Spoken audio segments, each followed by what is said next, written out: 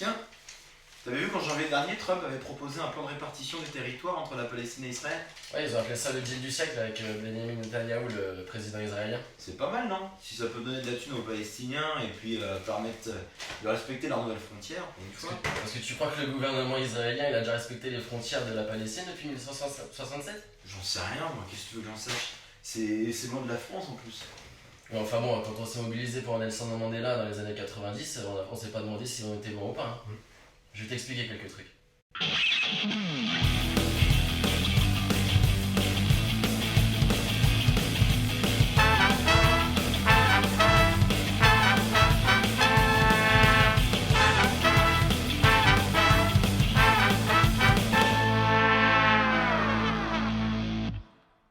Après la Seconde Guerre mondiale et l'Holocauste, le mouvement sioniste a pris légitimité pour la création d'un État juif. C'est antisémite ça. Tu sais bien que Macron a dit que tous ceux qui parlaient de sionisme avaient la haine des juifs en eux. Ah oui d'accord, donc avec tout ce qu'on vient de dire avec Macron et compagnie, maintenant on peut lui porter crédit sur ce genre de propos.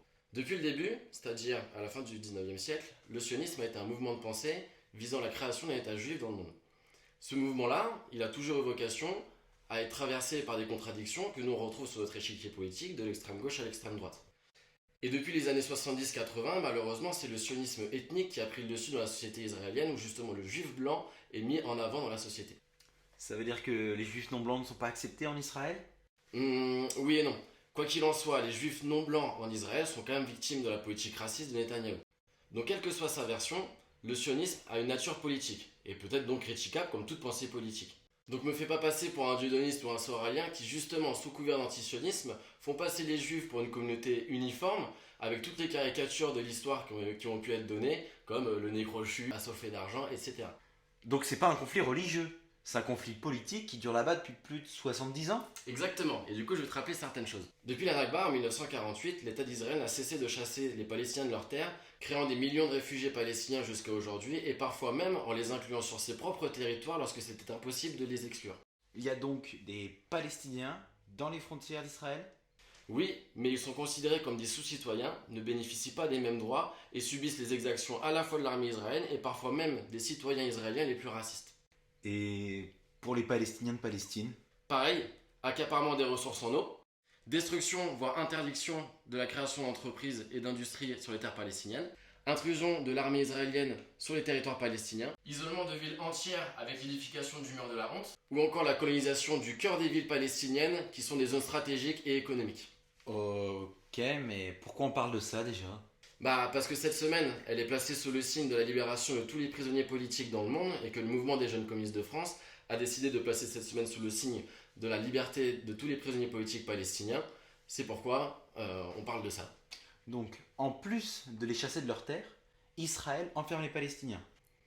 T'imagines bien que les Palestiniens, ils se laissent pas faire, ils s'organisent pour essayer de se libérer de cette politique d'apartheid qu'ils subissent. Et c'est dans ce cadre-là qu'Israël se permet d'enfermer hommes, femmes, enfants dans des prisons en Israël et en Palestine, alors que ceci est complètement illégal au regard du droit international. D'accord, mais qu'est-ce qu'on peut faire? C'est loin tout ça. Et de la même manière dont on a participé à la libération de Nelson Mandela dans les années 90, les jeunes communistes exigent au gouvernement Macron d'imposer la fin de tout accord économique et politique avec l'État d'Israël, qui est un État criminel, et la libération de tous les prisonniers politiques palestiniens, y compris celle de Marwan Barghouti. Et du coup, Marwan Barghouti, c'est qui? Alors Marwan Barghouti, c'est un représentant politique palestinien qui a été emprisonné par Israël à 5 peines à perpétuité, notamment pour avoir participé à l'intifada de 2002. Et aujourd'hui, sa libération, puisqu'il est respecté dans l'opinion publique palestinienne, permettrait d'ouvrir un processus de paix efficace. Mais en quoi le New Deal de Trump le permettrait pas? C'est un processus de paix, non? Le deal du siècle de Trump n'est autre que la légalisation des colonies israéliennes qui sont déjà installées au-delà des frontières de 1967. Ce qui permet donc à Israël de grappiller encore un peu plus des territoires, rendant la Palestine comme une forme de gruyère avec certains îlots qui ne peuvent même plus communiquer entre eux.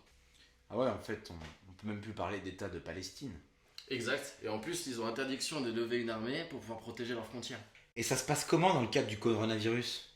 Et depuis la déclaration des premiers cas de coronavirus à Gaza et en Cisjordanie, Israël continue sa politique inhumaine, a détruit les tentes qui auraient pu permettre d'accueillir les contaminés en Palestine et poursuit son embargo sur les aides alimentaires, médicales et humanitaires. Autrement dit, Israël utilise cette crise sanitaire pour pouvoir continuer d'affaiblir physiquement, socialement et économiquement le peuple palestinien.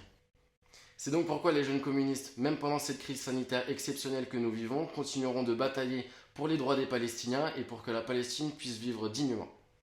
Merci à toi d'avoir suivi cette vidéo. Tu trouveras dans la description tous nos liens pour nos réseaux. Alors abonne-toi Partage et diffuse nos vidéos et rejoins le mouvement.